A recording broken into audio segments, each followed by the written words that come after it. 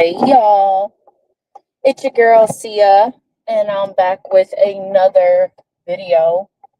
So I wanted to hope everybody's having a wonderful day first and foremost. My day is going pretty smooth. Um, it's very interesting now that I don't feel like I have to rush anywhere and stuff like that. Like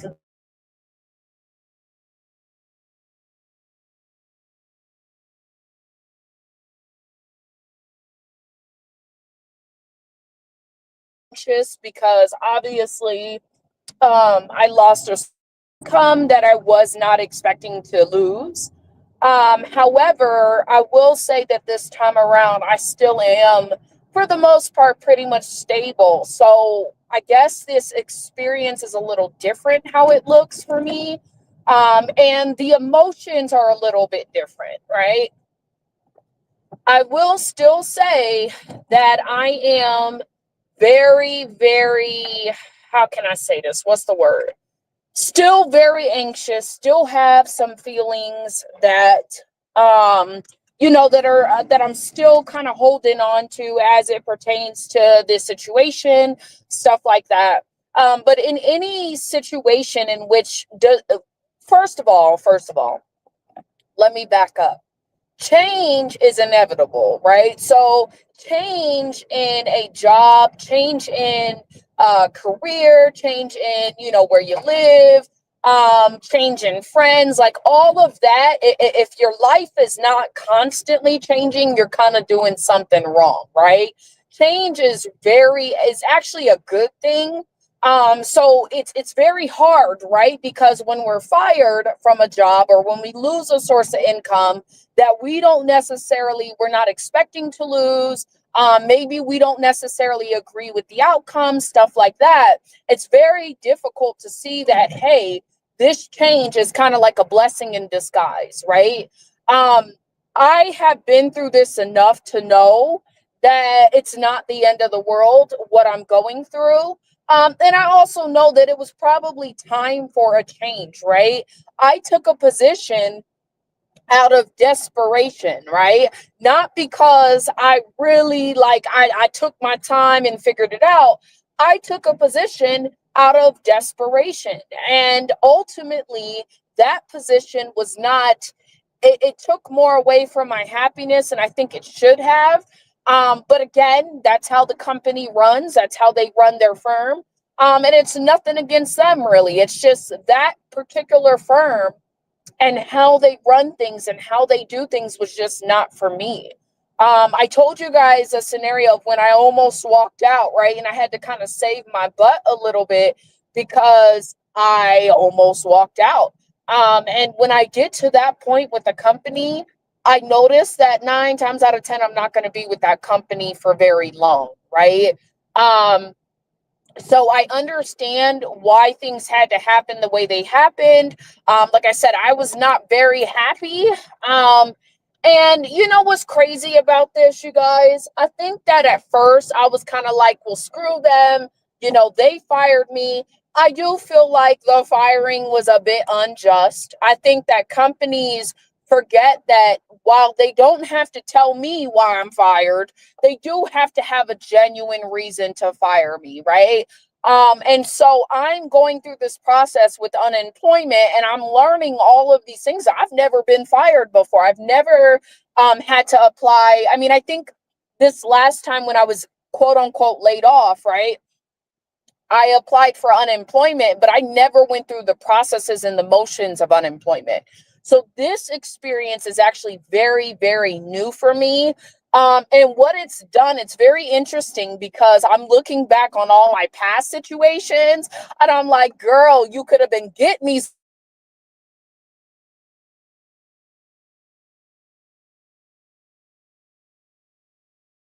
fire somebody, right? A lot of people will think, okay, well, you don't fit in. And not that I didn't necessarily fit in, right? I think that I just didn't fit with the core people.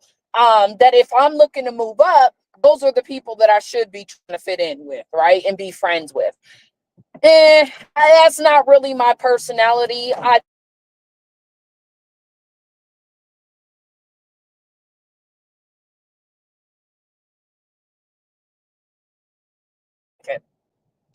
but I was so against this company, right? And so against, well, not against the company, but just feeling like I was done wrong.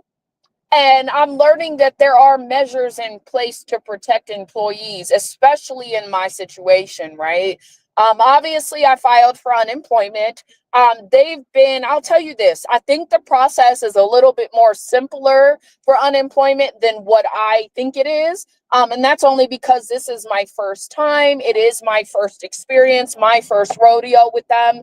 And so it's been a little bit of pain in the bottom, especially because I can't call somebody, right? I want to be able to call people, you know, and I can't call nobody. I can, but I mean, I ain't got time to be waking up and trying to, make sure I catch them earlier on in the day, stuff like that. So I've been kind of doing this process online. And like I said, if it was not my first time, the process I feel like would have gone a little bit smoother. But nevertheless, right, I do have my unemployment claim. And the coolest thing about unemployment is I was under the impression that you can only get unemployment if like you were laid off or something like that. You can get unemployment while being fired from a job. I don't know if people know that, but I'm learning this, right? Because being fired does not necessarily exclude you from unemployment, because it has to be like the employer has to prove or something like that they fired you for a just cause, right? And they're the ones who really start the process, I think, for legal, if you needed to, right? Legal ramifications, because ultimately the job has to prove that you participated in some sort of misconduct.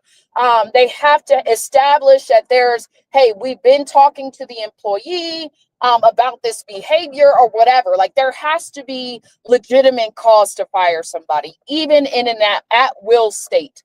And so now I'm kind of like, that opens the door for different avenues that I can take. I know one thing though, if these people offer me my job back, I can't. I'm gonna be I've been traumatized, okay? And that's just the truth. Now, one thing that I've learned a couple things from this experience, right?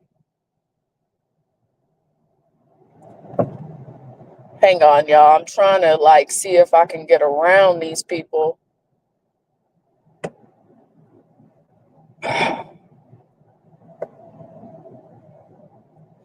Anyhow, I can't seem to get around them. I want to be able to get around them.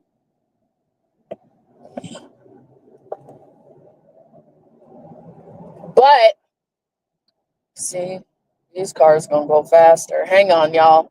I'm just trying to figure out what lane I need to be in, if I need to switch up my lane at all or what. But I did learn something from this experience, you guys. Quite a few things. First off, I remember when I first did this video and I was like, I am not engaging in small talk, right? So here's the deal. I had to process some 1099s for one of my clients. They had about 20 1099s that I had to file, complete, stuff like that. And I remember going to FedEx because my printer, for whatever reason, it's been a while since I've utilized my printer. My printer ain't really trying to work for me right now, right? So I went to FedEx. I was like, okay, it's not going to cost me much to print this. I'm going to print it out. I printed out these forms, and right on the shelf at FedEx, there was a book called something, How to Make Small Talk, or something about how small talk why it was so important to have and do and participate in. And I was like, that's very interesting. So I almost bought the book, by the way. I did not buy the book, but I was like, since there is a book on this, why not look it up? Why not look up the information? So I started looking up small talk books, free, PDF form, whatever, just to kind of get a taste of what was being said. I've been listening to some audio books on YouTube that are centered around small talk and stuff like that.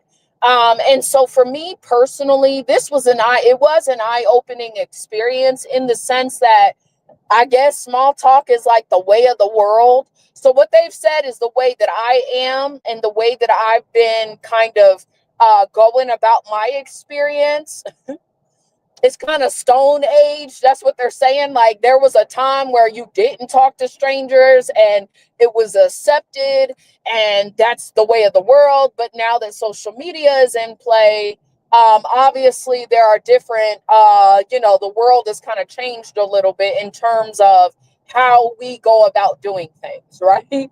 And so small talk, as much as I can't stand it because I know it's not genuine, is actually the way to go about really leveling up as it pertains to working with other people.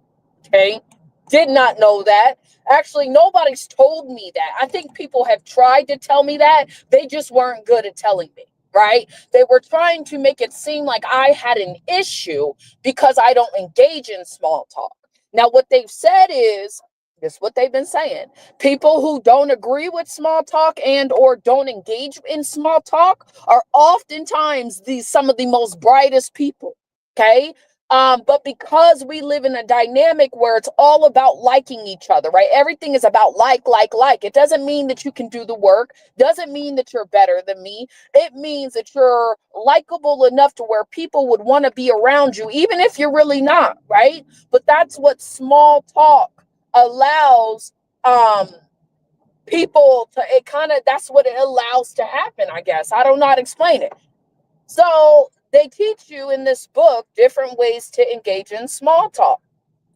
And so I've been practicing. I've been out doing Uber. I've been out. I'm headed somewhere now for unemployment. But I've been out engaging in this small talk, y'all. And I've been trying to practice at it, get better at it. See, I'm usually really good at it when I'm happy. Or just excited and energized, right? I'm not so necessarily good at it when I'm not happy or when I'm grumpy or when I'm tired. Like I just want to be left alone. So one of the tricks that I've been learning is finding like 5 stories that I can tell over and over again. Now I understand why people tell the same story over and over again. I didn't understand that, but I'm starting to realize a lot of people participate in these techniques. And I just ain't been part of the crew because I didn't understand how important it really was, right? Now, like I was telling my boyfriend, in sales, I got it down packed, right? If I know I'm about to get some money, you can bet your bottom dollar I know how to engage in small talk, right? I can turn it on and off at any time. But I think where it kind of falls short for me is like when I'm engaging with people every single day, I just feel like at some point you should know my personality. You should know I don't mean any harm. And I'm realizing that ain't necessarily the case, especially being a Black woman. The next lesson I've been learning is that sometimes it is very hard for Black people. I think Black women in general. For me personally, I was never taught to conform, I guess, to white America the way some Blacks are. So for me, I still very much move in a way, in a manner where I know that these people ain't really my people, right?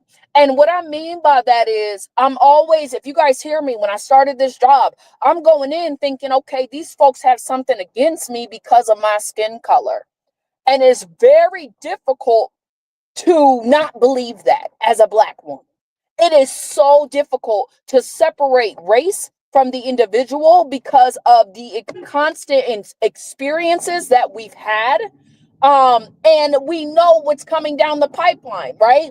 So it's very difficult for someone like me to say, oh, well, yeah, they're white, but they don't care. Race don't matter. Race is, it's very difficult to separate the two because I feel like there's a repeated pattern, whether it's just with me or other Black women who have similar experiences as me, where it's very difficult to not believe that I'm going to be judged because of my skin color.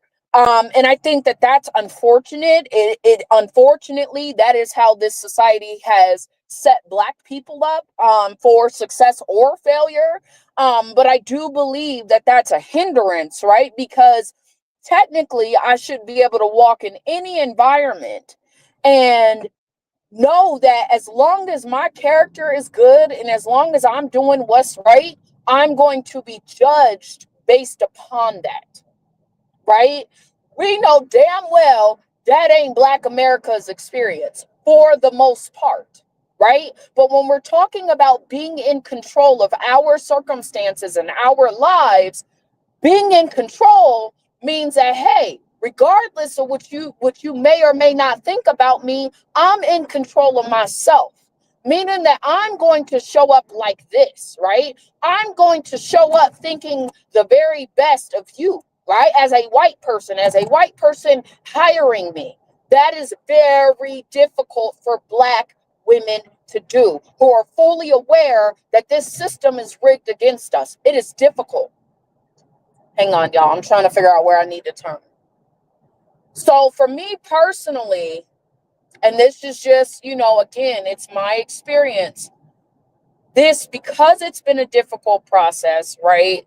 I'm learning that maybe my beliefs, my biases, my personal experiences possibly help to shape the kind of experience that I have in the workforce. My goal right now, and I've said this before, is I do not want to work for another Caucasian employer. Okay. Unless that employer is really what I would say is very, maybe the word would be culturally like aware, right? Which is very difficult to tell when you're working with Caucasians because a Caucasian, like I said, they're so skilled at smiling at you, laughing with you, and don't like you. Like, so they're difficult to read in that sense, I think. But I'm more along the lines like if I gotta do gigs to continue to really build my business, that's number one. I don't want to go back into the workforce. I'm tired of going through the same experience. I do want to be able to take this lesson that I've learned and use it in my own everyday life. I want to get better at small talk, opening up to people a little earlier on than what I'm used to and accustomed to. But I don't think I'm the person to really shuck and jive. I just ain't really built that way. If I gotta take on a job temporarily to make ends meet, cool. But even my boyfriend is just like, find what works for you. Like, I think that him being an entrepreneur, him being a Black male, it does help because part of the reason why he's an entrepreneur is for the same reasons that I'm like, I don't know that I really want to go back to work again. So I do understand why Black women are leaving the workforce, and I support it. At first, I didn't understand to a degree. But I think now I understand way more now than I have before. I'm less stressed as a result of. So just put that into perspective.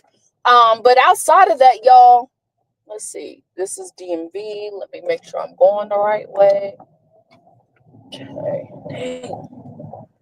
Outside of that, y'all, I just wanted to share my thoughts, everything that I've been going through. I'm still figuring it out, right? Obviously, it's tax season, but because I've spent so much of the advertising period building someone else's business, it's been a little difficult for me. Park right there. I'm like, they're talking about visitor parking.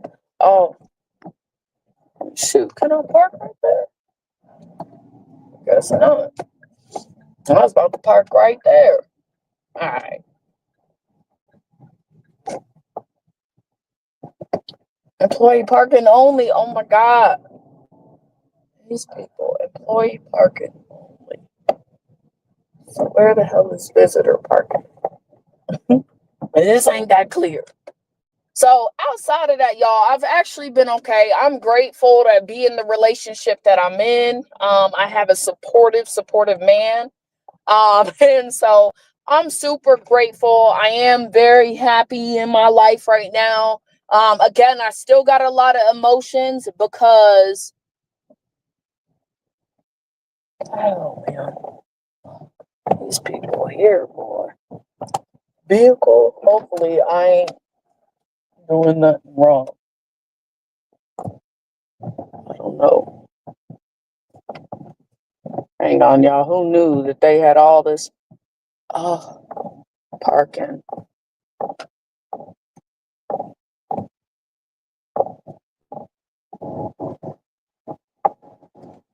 All right. So that's all I gotta say, y'all. That's the lesson I've learned. I'm gonna continue working on self because I really want my business to work out. But let me know what y'all think down in the comments below. Like I said, there's always a lesson to be learned. Remember, nothing stays the same. I'll be curious to see where I go from here because I know that when changes happen like this in my life, first of all, I gotta stay positive, which is so hard to do. I do believe that the intent was to knock me down, whether it's conscious or subconscious, right? I think that that was really the goal. I do not believe that people wanted me to succeed, right? And that's cool, right? And like I said, a lot of this started happening right after I bought the house. So I accept where I'm at. I accept the change that happened. I'm nervous as crap because obviously I have bills, right? But aside from that, right, I do believe that everything happens for a reason, and I thank God that this happened. I do believe that it was supposed to happen much sooner than when it's happened, but hey, it is what it is. So with that being said, I want to wish y'all a wonderful day. I'm gonna be back with another video. Peace.